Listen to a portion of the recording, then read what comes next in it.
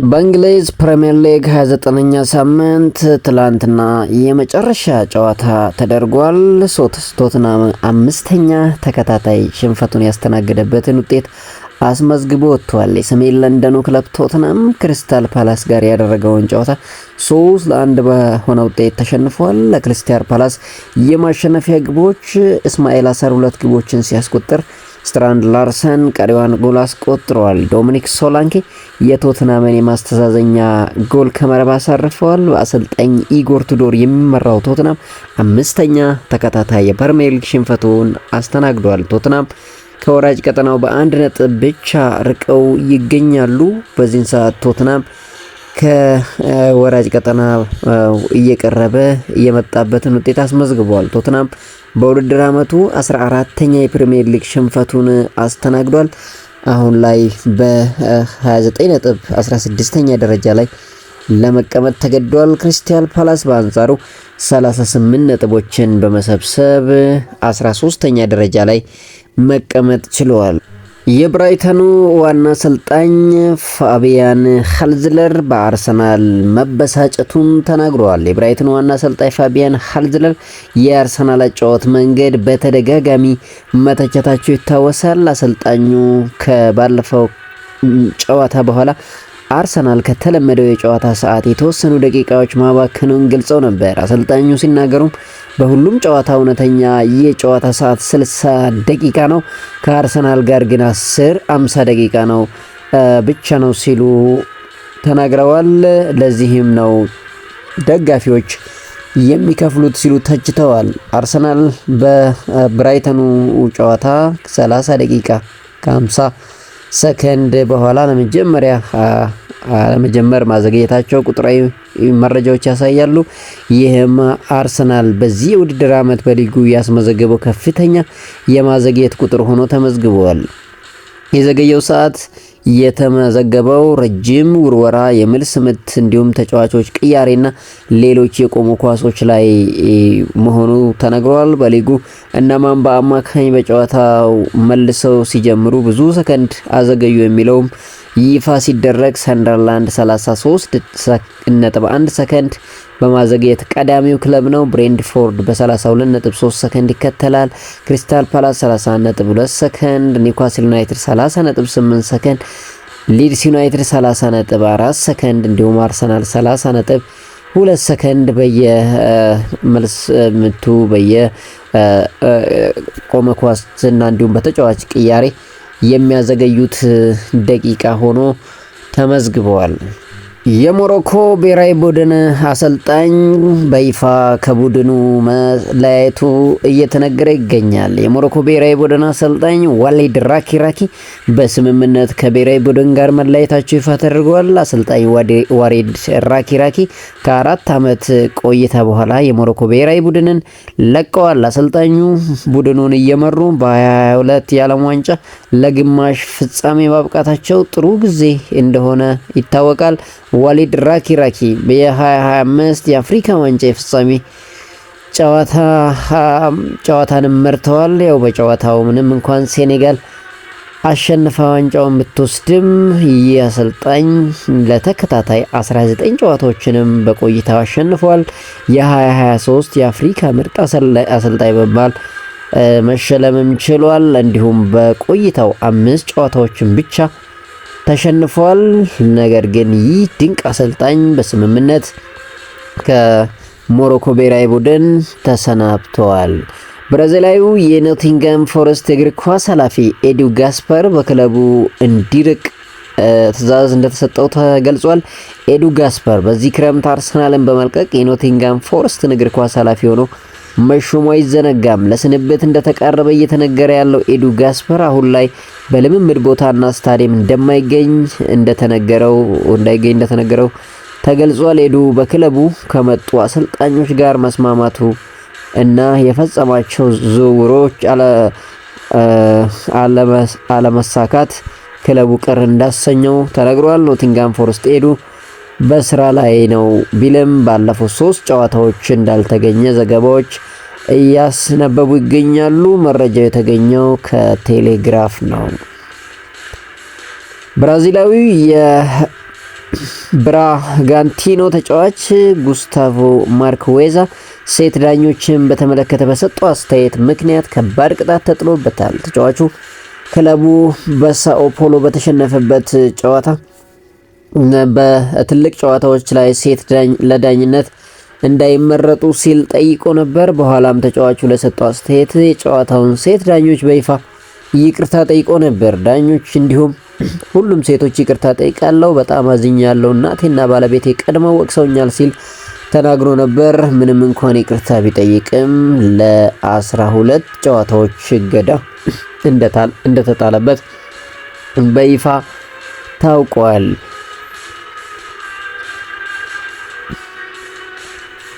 በቀጣዩ የ2026 ዓለም ዋንጫ በውድድር ታሪክ ለመጀመሪያ ጊዜ የቀዝቃዛ ውሃ እረፍት እንደሚኖር ተገልጿል። በሁሉም የዓለም ዋንጫ ጨዋታዎች 2 ጊዜ የውሃ እረፍት እንደሚኖር ተገልጿል። የጨዋታው ዳኛ የአየር ሁኔታው ላይ ተመርኩዘው በእያንዳንዱ አጋማሽ 3 ደቂቃ እረፍት ይሰጣሉ። ፊፋ በበኩሉ በዚህ የውሃ እረፍት ሰዓት ላይ አስተላላፊ ተቋማት ማስታወቂያ እንዲያሳዩ ፍቃድ ሰጥቷል። እንግዲህ በቀጣዩ ዓለም ዋንጫ 2 ጊዜ የቀዝቃዛ ውሃ ወይም የበረዶ ውሃ እረፍት እንደሚኖር በይፋ ታውቋል። የ2025-2026 የውድድር ዘመን የጣሊያን ሴሪያ የወራ የካቲት የወሩ ምርጥ ተጫዋች ይፋ ተደርገዋል። በዚህም መሰረት የሮማ የፊት መስመር አጥቂ ዶን ማለን የወሩ ምርጥ ተጫዋች ተብሎ ተመርጧል። በጥር ዝውውር ከቶትናም ሮማን የተቀላቀለው ማለን በመጀመሪያው የሊጉ ምርጥ ተጫዋች በመባል ተመርጧል። ማለን ለሮማ ባደረጋቸው የመጀመሪያ 7 ጨዋታዎች 6 ጎሎችን ማስቆጠር ችሏል። እንግዲህ ቶትናም ይህን አጥቂ በመልቀቁ አስቶን ቪላ ይህንን አጥቂ በመልቀቁ እንደሚቆጭ ምንም ጥርጥር የለንም። በሮማ ድንቅ እንቅስቃሴ እያደረገ ይገኛል። ኢራቅ በ2026 ዓለም ዋንጫ ውድድር ለመሳተፍ የኢንተርናሽናል ጥሎ ማለፍ ጨዋታ ታደርጋለች። ይሁን እንጂ በመካከለኛው ምስራቅ በቀጥለው ጦርነት ምክንያት ኢራቅ በጥሎ ማለፍ ጨዋታው ላይ መገኘቷ አልተረጋገጠም። በርካታ ኢራቅ ብሔራዊ ቡድን ተጫዋቾች በኢራቅ እንደሚገኙ ተገልጿል። በጦርነቱ ምክንያት የኢራቅ አየር ክልል ለ4 ሳምንታት ዝግ ተደርጓል። የኢራቅ እግር ኳስ ፌዴሬሽን ለ1 ወር ወደ ሜክሲኮ መጓዝ እንደማይቻል ለፊፋ ማሳወቁ የሀገሪቱ መገናኛ ብዙሃን ዘግቧል።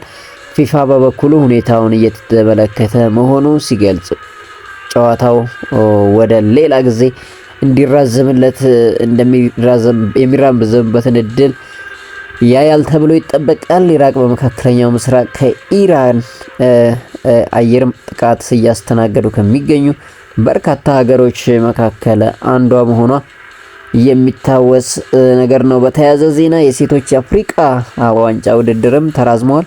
ከቀናት በኋላ ሊካሄድ የነበረው የሴቶች አፍሪካ ዋንጫ ውድድር ለወራት መራዘሙ ይፋ ተደርጓል። ውድድሩ ከአንድ ሳምንት በኋላ በሞሮኮ አዘጋጅነት ሊካሄድ ቀጠሮ ተይዞለት ነበር። ይሁን እንጂ ካፍ ውድድሩ ቀጣይ ሐምሌ ወር እንዲሆን ከደቂቃዎች በፊት ይፋ አድርጓል። በዚህም መሰረት ውድድሩ ከሐምሌ 18 እስከ ነሐሴ 10 2018 እንደሚካሄድ ታውቋል።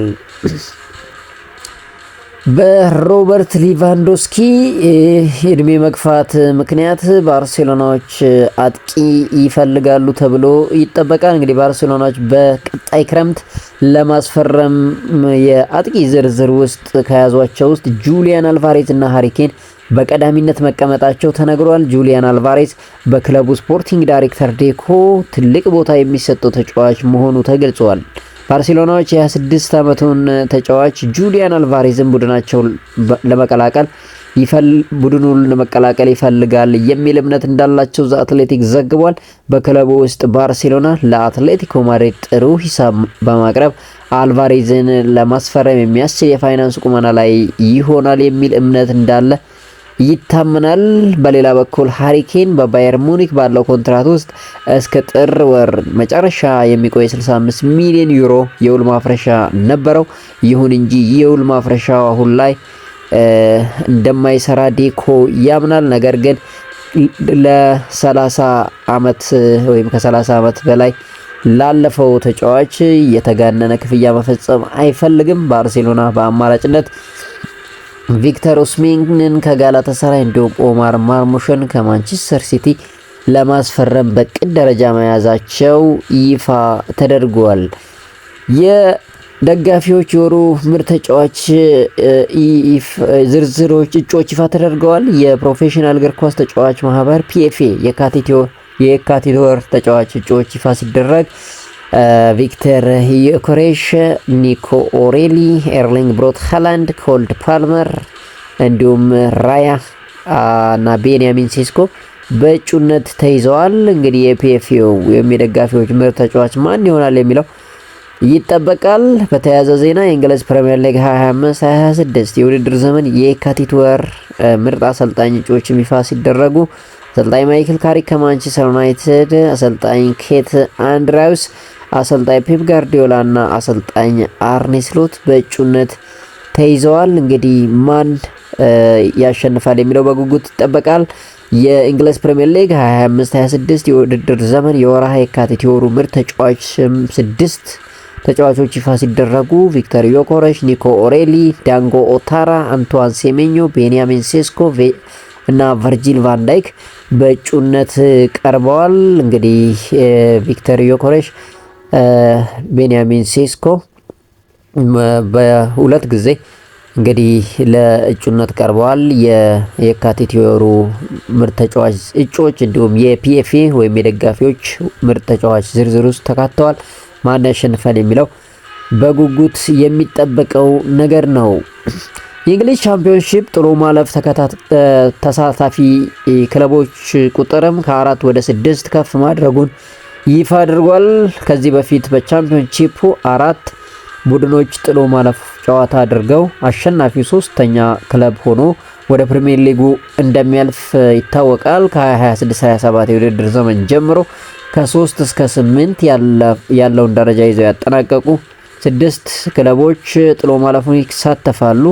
5ኛ ደረጃ ከ8ኛ ደረጃ ይገናኛል። 6ኛ ደረጃ ከ7ኛ ደረጃ ከይዞ ካጠናቀቀው ጋር ይገናኛል። አሸናፊ 2 ክለቦች 3ኛ እና 4ኛ ደረጃ ይዘው ካጠናቀቁ ክለቦች ጋር የግማሽ ፍጻሜ ጨዋታውን ያደርጋሉ። የደርሶ መልስ ግማሽ ፍጻሜ ጨዋታውን የሚያሸንፍ ክለብ ለጥሎ ማለፍ ፍጻሜ ያልፋል። በቻምፒዮንሺፑ 1ኛ እና 2ኛ ደረጃ ይዘው ያጠናቀቁ ክለቦች በቀጥታ ወደ ፕሪሚየር ሊጉ የሚያድጉበት ሁኔታ ተዘርዝረዋል። ዌልሳዊ የቀድሞ ተጫዋች ጋሪዝ ቤል ማንቸስተር ዩናይትድ ሊያስፈርመኝ ጥረት አድርጎ ነበር ሲል ገልጿል። ማንቸስተር ዩናይትድ እኔን ለማስፈረም ከሪያል ማድሪድ የበለጠ ክፍያ አቅርቦልኝ ነበር ሲል የተናገረው ጋሪዝ ቤል፣ ይሁን እንጂ ልቤ ወደ ሪያል ማድሪድ ሸፍቶ ነበር፣ በዚያ ምክንያት ያቀረቡልኝን ጥያቄ ውድቅ አድርጌያለሁ ሲል ተናግሯል። ጋሪዝ ቤል አያይዞም አሰልጣኝ ካርሎ አንቼሎቲ በማንቸስተር ዩናይትድ ጥሩ ስራ ይሰራል የሚል እምነት እንዳለው ገልጿል። አንቼሎቲ ሁሉም ሰው ያሳትፋል፣ ከእያንዳንዱ ተጫዋቾች ምርጥ አቋሙን ያወጣል፣ በዚህ ረገድ በጣም ጎበዝ አሰልጣኝ ነው ሲል ተናግሯል። ምናልባት በክረምት ካርሎ አንቼሎቲ ማንቸስተር ዩናይትድ ይመለከታል የሚለው ዜና መሰራጨቱን በተመለከተ ጋሪዝ ቤል የሰጠው አስተያየት ሊሆን እንደሚችል ይነገራል።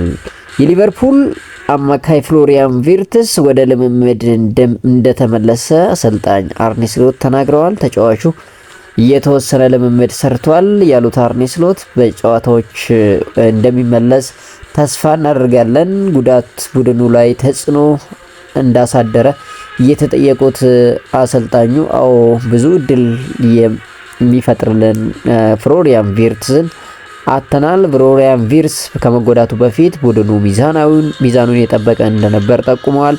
ሁሉም ጨዋታዎች አስፈላጊ ናቸው፣ በዚህ ዓመት በቻምፒየንስ ሊግ መግባት ግን ትልቁ ነገር ነው ሲሉ ተናግረዋል። በዚህ ዓመት ጎል ማስቆጠር ወይም የጎል እድል መፍጠር የተቸገር ነው እኛ ብቻ አይደለንም፣ ብዙ ክለቦችም ይህንን ችግር ገጥሟቸዋል ሲሉም የግብ ማግባት ችግር የሁሉም ችግር እንደሆነ ተናግረዋል። የፒኤስጂው አማካኝ ቪቲኒያ በሚቀጥለው ክረምት በሪያል ማድሪድ እንደሚፈለግ በስፋት ሲነገር ተነግሯል። ስለ ሪያል ማድሪድ ዝውውር የተጠየቀው ቪቲኒያ በዚህ ሰዓት ፒኤስጂ መልቀቅ ስህተት ይሆናል ሲል መልሷል። በፒኤስጂ ምቾት ይሰማኛል ያለው ቪቲኒያ እዚህ በመሆኔ ደስተኛ ነኝ፣ ቤተሰቦችም ደስተኞች ናቸው። መልቀቅ ትክክለኛ ውሳኔ ነው ብዬ አላስብም። ደጋፊዎች ከልባቸው ያደንቁኛል፣ ፍቅራቸውን አግኝቻለሁ። ምርጥ ቡድንና ምርጥ አሰልጣኝ አለን ሲል ቪቲኒያ ወደ ሪያል ማድሪድ የሚለውን ዝውውር አስተባብሏል። በተያያዘ ዜና ፖርቹጋላዊ ፒኤስጂ አማካይ ቪቲኒያ በገንዘብ ተታሎ ወደ ሳውዲ አረቢያ ሊግ ማምራት እንደማይፈልግ ተናግሯል። ወደ ሳውዲ አረቢያ መሄድን ይፈልግ እንደሆነ የተጠየቀው ቪቲኒያ የዋሆች መሆን የለብንም ሲል ምላሽ ሰጥቷል። እዛ ያለው ገንዘብ ከፍተኛ ነው ያለው ቪቲኒያ ለወደፊት ህይወት ዋስትና ሊሰጥ ይችላል፣ ነገር ግን እኔ የገንዘብ ጉዳይ ግድ አይሰጠኝም ሲል ተናግሯል። እኔ እንዲኖረኝ የምፈልገው እውነተኛና የተከበረ እግር ኳስ ታሪክ ነው ሲል ቪቲኒያ ጨምሮ ተናግሯል። አክሎም በፒኤስጂ አሁን ጥሩ ይከፈለኛል፣ የዚህ 2 ወይም 3 እጥፍ ገንዘብ ግድ አይሰጠኝም፣ ደስታም አላገኝበትም ሲል ቪቲኒያ ተናግሯል። በተያያዘ ዜና የፒኤስጂው አጥቂ ኡስማን ዴምቤሌ ለሻምፒዮንስ ሊግ ጨዋታ እንደሚደርስ እየተነገረ ይገኛል። የፒኤስጂ የፊት መስመር ተጫዋች ኡስማን ዴምቤሌ ከ2 ሳምንት ጉዳት በኋላ ወደ ሜዳ ለመመለስ ዝግጁ ሆኗል። ኡስማን ዴምቤሌ በቀጣዩ የቼልሲ የቻምፒዮንስ ሊግ ጨዋታ ዝግጁ እንደሚሆን እየተነገረ ይገኛል። ተጫዋቹ በነገው የሞናኮ የሊግ ጨዋታ ለሻምፒዮንስ ሊጉ እንዲዘጋጅ የተወሰነ ደቂቃ ሊሰጠው እንደሚችል ተነግሯል። በሌላ በኩል ፋቢያን ሩዊዝ በመጀመሪያው የቼልሲ ጨዋታ የመድረስ እድል ላይኖረው እንደሚችል ተዘግቧል። ፋቢያን ሩዊዝ ስታንፎርድ ብሪጅ ላይ ለሚደረገው የመልስ ጨዋታ መድረሱም አጠራጣሪ መሆኑ ተነግሯል። በሌላ በኩል ወጣቱ አማካይ ሴኒ ማሉዮ ማዩሉ ወደ ሜዳ ለመመለስ መቃረቡም እየተነገረ ይገኛል። እንግዲህ በሁለት ሽንፈት የገጠመው ማይክል ካሪክ በውጤቱ በጣም ተበሳጭቼ ያለው ሲል አስተያየቱን ሰጥቷል። በዩናይትድ ኃላፊነታቸው የመጀመሪያ ሽንፈታቸውን ያገጠማቸው ማይክል ካሪክ በውጤቱ በጣም ተበሳጭቼ ያለው ሲሉ ተናግረዋል። ቡድኑ ባሳየው እንቅስቃሴ አልተደሰትኩም ያለው ማይክል ካሪክ ከባድ ጨዋታ እንደሚገጥመን እናውቅ ነበር ሲል ተደምጧል። ኒውካስል ማሸነፍ ይገባቸዋል፣ ይህን ስል ውስጥ እያዘነ ነው በማለት አሰልጣኙ ከጨዋታ በኋላ ተናግረዋል። እንግዲህ እኚህ አሰልጣኝ የኦሊ ጉናር ሶልሻየርን የ11 ጨዋታ ያለመሸነፍ ጉዞ ሪከርድ ይጋራሉ ተብሎ ሲጠበቅ በእለቱ ተሸንፈዋል። እንግዲህ ስህተትም የቅያሬ ስህተትም እንደሰሩ ብዙ ደጋፊዎች ይናገራሉ።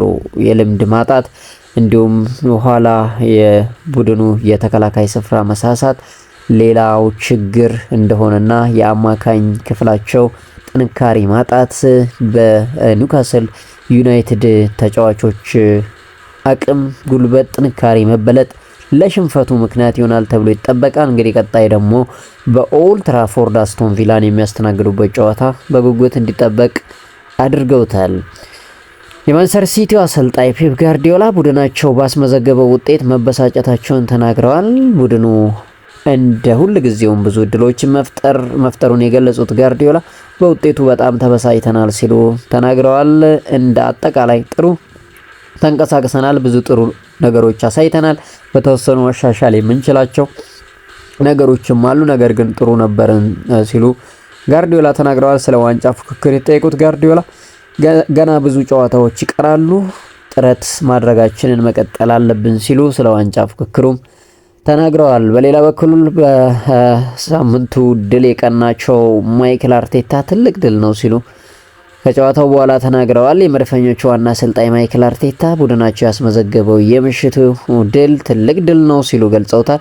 ከባድ ጨዋታ እንደሚሆን እናውቅ ነበር ያሉት ማይክል አርቴታ በድል ተወጥተነዋል የሚል ምላሽን ሰጥተዋል። ማይክል አርቴታ ተጫዋቾቼን ምስጋና ይገባቸዋል ያሉ ሲሆን ያለፉት ሳምንታት ከባድ ጊዜያት እንደነበሩ ጠቁመዋል። አሁን ላይ እንግዲህ ምንም እንኳን አንድ ጨዋታ ቀድሞ ቢጫወቱም አርሰናሎች በ7 ነጥብ ከተከታያቸው ማንቸስተር ሲቲ ርቀው መቀመጥ ችለዋል። እንግዲህ እድሉን በእጃቸው ያደረጉ ይመስላል። ዘንድሮ የፕሪሚየር ሊግ ዋንጫን የማሸነፍ እድል ወደ እነሱ ያደላች ትመስላለች። እንግዲህ በቀጣይ የሚያሳዩት እንቅስቃሴ ይጠበቃል። በተያያዘ ዜና የማሸነፊያ ጎሉን ያስቆጠረው ቡካዮ ሳካ መጥፎ ጨዋታ እንደተጫወትን እናውቃለን። የሲቲ ውጤት ደግሞ የሚያስደስት ነገር ነው ሲል ተናግረዋል። የመድፈኞቹ ወሳኝ የማሸነፊያ ጎል ያስቆጠረው ቡካዮ ሳካ የምሽቱን ድል ትልቅ ውጤት እንደሆነ ተናግረዋል። ቡድኑ ጥሩን ለመጫወቱን የገለጸው ቡካዮ ሳካ ይህ ለኛ ትልቅ ውጤት ነው ሲል ተናግረዋል። እንግዲህ ቡካዮ ሳካ በጨዋታውም 300ኛ ጨዋታውን ማድረግ የቻለ ተጫዋች መሆኑ ይታወቃል። በጨዋታውም ጎል አስቆጥሯል። ጎሏም ወሳኝና 3 ነጥብ ያስገኘች ጎል መሆኗ የበለጠ እንዳስደሰተው ቡካዮ ሳካ ተናግሯል። የሊጉ ተፎካካሪያችን ሲቲ ነጥብ መጣል አስመልክቶ ሲናገር እኛ አሸንፈናል፣ እነሱ ነጥብ ጥለዋል፣ ይህ የሚያስደስት ውጤት ነው ሲል ቡካዮ ሳካ ተናግሯል።